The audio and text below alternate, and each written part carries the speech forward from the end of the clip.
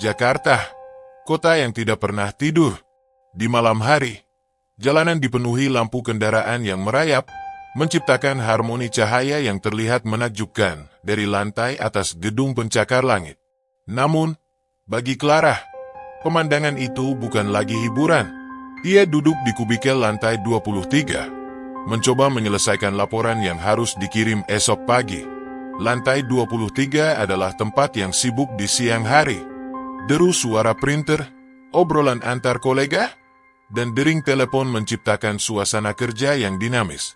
Namun, ketika malam tiba, semuanya berubah.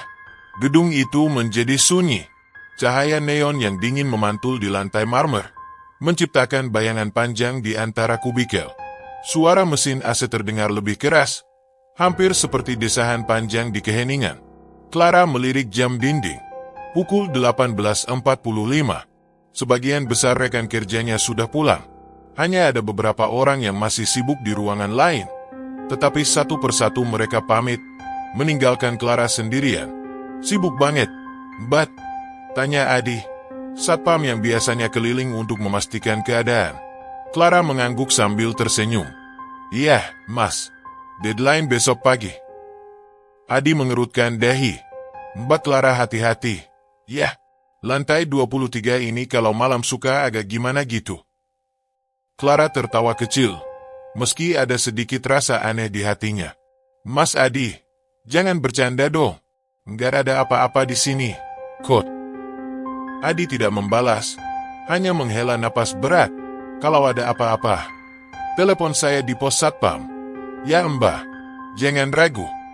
"Siap, Mas," balas Clara sambil mengangkat gelas kopinya. Namun, begitu pintu lift menutup di belakang Adi, suasana di lantai 23 terasa berubah. Clara mulai merasakan keheningan yang terlalu mencolok. Ruangan yang biasanya terasa nyaman kini terasa luas dan dingin.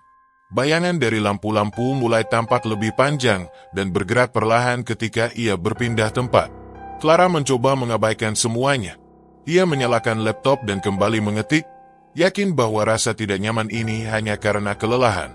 Clara mengetik cepat di laptopnya, berusaha menyelesaikan laporan yang terasa semakin mendesak seiring jarum jam terus berputar. Ruangan kantornya kini sepi. Seluruh meja kerja terlihat tertata rapi dengan lampu kubikel menyala redup, memberikan suasana yang hangat, tetapi terasa menekan. Pendingin udara berembus lembut, menghasilkan suara latar yang monoton, seolah menyelimuti ruangan dalam kehampaan. Ketukan keyboard menjadi satu-satunya irama yang hidup, sampai suara itu tiba-tiba terganggu oleh sesuatu yang membuat Clara berhenti sejenak. Tep, tep, tep, suara langkah kaki terdengar perlahan, seperti seseorang berjalan di lorong di antara kubikel. Clara menoleh, namun hanya mendapati keheningan yang sama. Ia menunggu, napasnya mulai sedikit berat. "Mas Adi," serunya dengan suara yang tidak terlalu keras. Namun, tidak ada jawaban. Dengan hati-hati, Clara berdiri dari kursinya, mendorongnya sedikit ke belakang hingga roda kursi berdecit pelan. Ia melangkah ke lorong dengan kepala penuh rasa penasaran bercampur cemas. Di lorong itu, lampu menyala terang, tetapi setiap sudut terlihat seperti menyimpan bayangan. Ia memandangi sepanjang lorong yang tampak kosong, hanya deretan kubikel dengan komputer yang sudah mati. Setelah beberapa detik, Clara kembali ke kursinya. Mungkin cuma halusinasi karena terlalu capek, gumamnya, mencoba menenangkan dirinya sendiri. Ia duduk, tetapi matanya terus melirik ke arah lorong. Bayangan samar melintas di benaknya. Apakah benar hanya perasaan? Ketika ia mencoba kembali fokus, lampu di ujung ruangan berkedip. Cahayanya meredup lalu menyala kembali dengan ritme yang tidak wajar. Sekilas, sudut matanya menangkap sesuatu, seperti bayangan kecil yang bergerak cepat di dekat dinding. Clara menoleh tajam ke arah itu, tetapi sekali lagi, ia hanya menemukan ruang kosong. Perasaan tak nyaman mulai menyelimuti. Jantungnya berdetak sedikit lebih cepat, tetapi ia berusaha menepis pikiran negatif. "Mungkin lampunya rusak," ucapnya setengah meyakinkan diri, meski bulu kuduknya mulai meremang. Clara kembali mengetik, kali ini dengan kecepatan lebih tinggi. mencoba menyelesaikan pekerjaannya agar bisa segera pulang. Tetapi perasaan aneh yang ia rasakan sejak tadi tidak kunjung hilang. Ruangan terasa lebih dingin dari biasanya, seperti embusan AC bertambah kuat tanpa alasan. Suara detak jarum jam di dinding terdengar begitu nyaring, menambah suasana tegang. Ketika ia menekan tombol untuk menyimpan dokumennya, layar laptopnya tiba-tiba mati. Tanpa peringatan, layar hitam itu memantulkan wajahnya yang bingung dan sedikit pucat. "Aduh, apalagi ini?" keluh Clara, menatap laptopnya dengan frustasi. Ia menekan tombol daya, berharap laptopnya kembali menyala.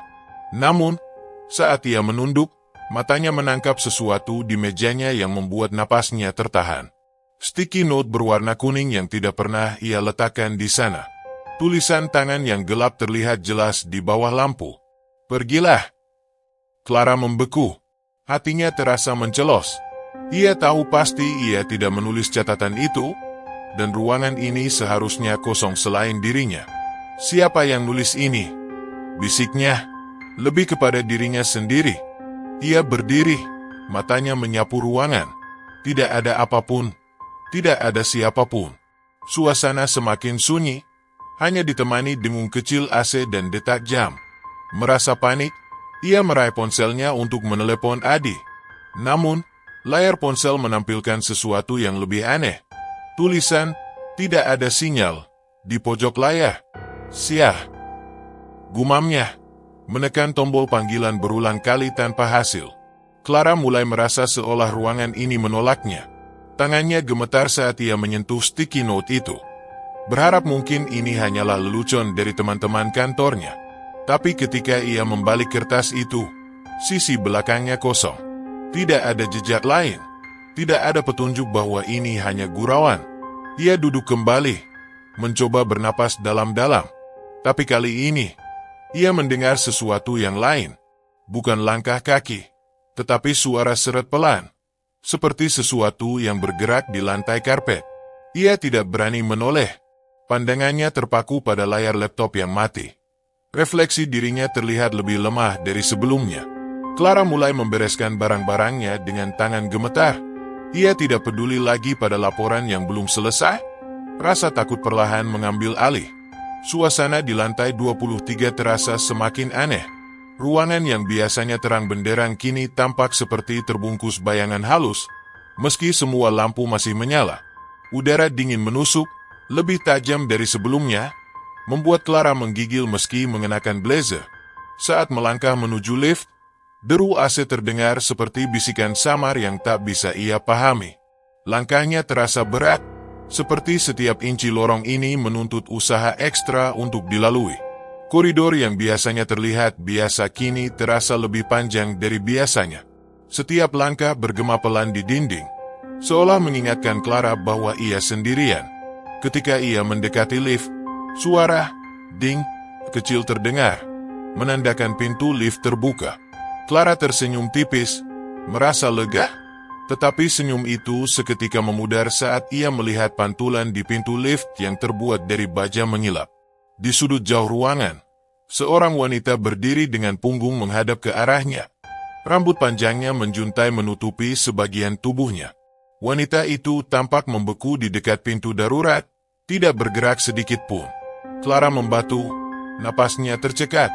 Ia mengerjapkan mata, berharap itu hanya ilusi, tetapi bayangan itu tetap ada. "Permisi." Clara memberanikan diri berbicara. Suaranya terdengar lebih kecil dari yang ia maksudkan. Wanita itu perlahan menoleh. Gerakannya kaku, tidak alami, seperti boneka yang diputar paksa. Saat wajahnya terlihat jelas, Clara hampir kehilangan keseimbangan. Wajah wanita itu pucat, matanya hitam legam, tanpa bola mata, dan senyumnya menyeringai dengan sudut bibir yang terlalu lebar, seperti dipaksakan melawan bentuk alami wajah manusia.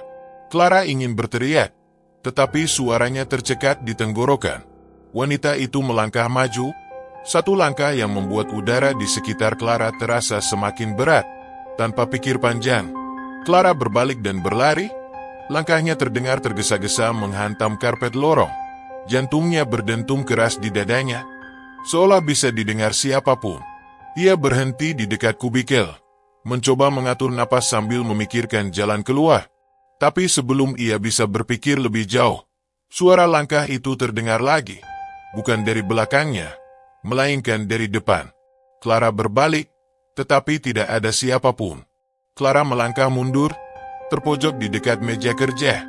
Ia tahu ia harus ke lift, tetapi rasa takut membuatnya sulit bergerak. Matanya menatap ke segala arah, mencari tanda kehidupan. Berharap ini semua hanya mimpi buruk yang bisa ia bangunkan.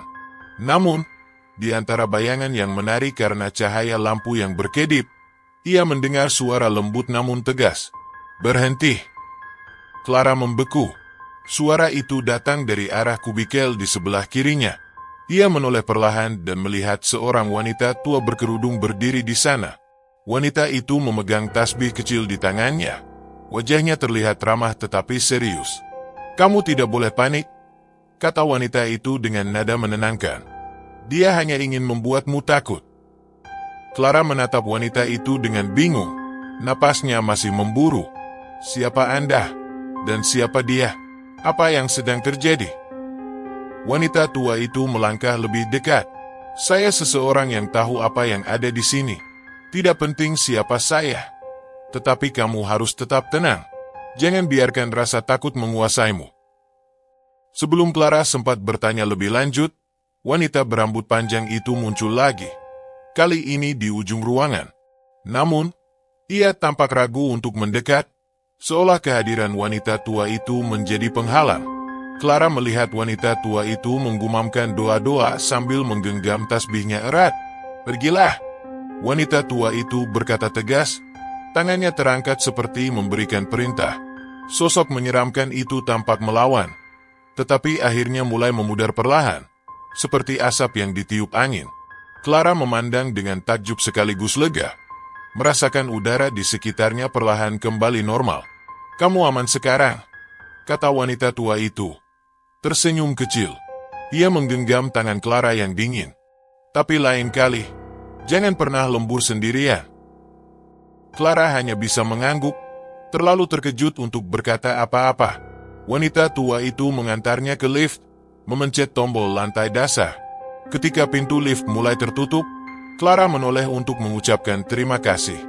Namun, wanita tua itu sudah tidak ada. Seperti hilang ditelan udara.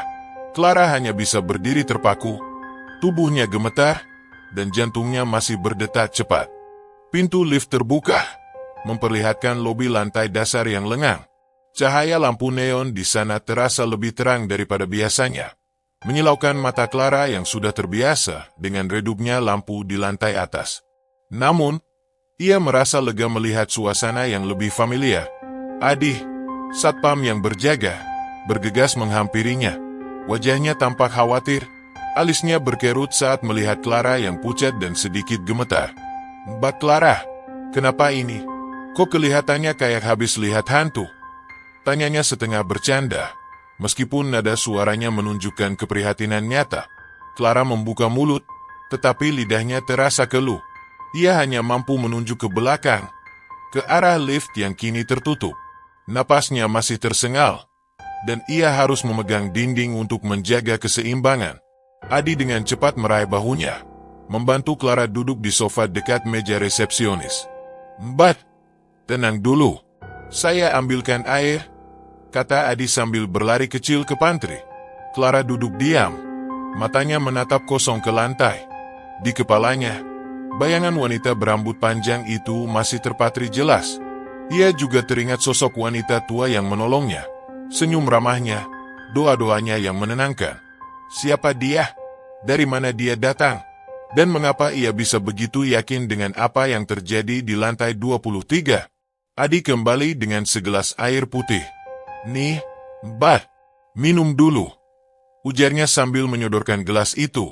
Clara mengambilnya dengan tangan yang masih sedikit gemetar. "Mas Adi." Clara akhirnya membuka suara, meski nadanya lemah.